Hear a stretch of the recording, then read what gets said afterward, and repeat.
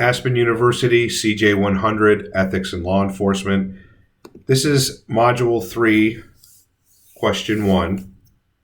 My name's Andre Rosedale. I'm the instructor for this course. So this discussion post topic reads, what is the concept of force used by police officers? Are there cases whereas the need for force was justified, yet the end result could have been seen as excessive force used?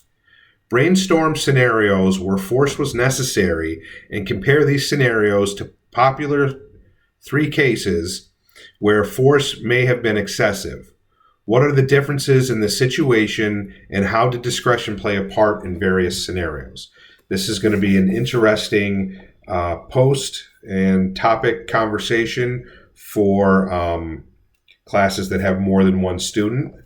And I look forward to your responses. Please try to keep things respectful to each other. And in your responses, there may be a mixture of law enforcement, public safety professionals, and those that are not familiar with the use of force continuum or have not been in situations that have used force.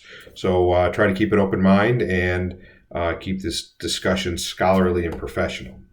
Use of force, in my opinion, is always armchair quarterbacked. It is impossible for individuals who are not on scene at the time of the critical incident and not in the moment to be able to judge the actions of the officers who were involved in a use of force incident. Where the public expects law enforcement members to run toward the gunfire, it is the same public who will condemn officers for returning fire. While there are obvious scenarios where the use of force was excessive and criminal, for example, the 1997 Abner-Louima incident, it is difficult for the public, police administrators, or even officers not directly involved in an incident to be able to understand the totality of the circumstances in a use of force situation. Facts and circumstances leading to the use of force do not consider the finite details leading to the application of force, the suspect's stance, furtive movements, the suspect looking for an avenue of escape, an object that may be perceived by the officer as a weapon, an object that the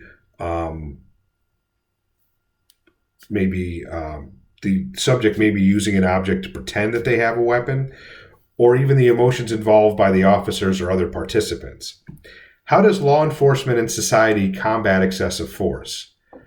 Better candidate selection, better training, better care of law enforcement employees throughout their career rather than after a problem is discovered or a serious incident has ended. So take those questions into consideration. How do we combat excessive force? Do we hire calmer people? Do we hire people with more severe background checks? Training. We always say in public safety, and not just in police work, but in firefighting, we always fail by not training enough. What about better care for law enforcement employees throughout their career? After action review, mandatory counseling, just buddy checks, just calling somebody up. Hey, I know you went to this real critical incident and you witnessed something or you saw something that was disturbing. How are you doing today? And do we do that ongoing? Mental health care in public safety is really nowhere where it needs to be. Let me know what you think about this. And below there is an article, and there's an article in reference to it's called "Combating Conditioned Hesitation."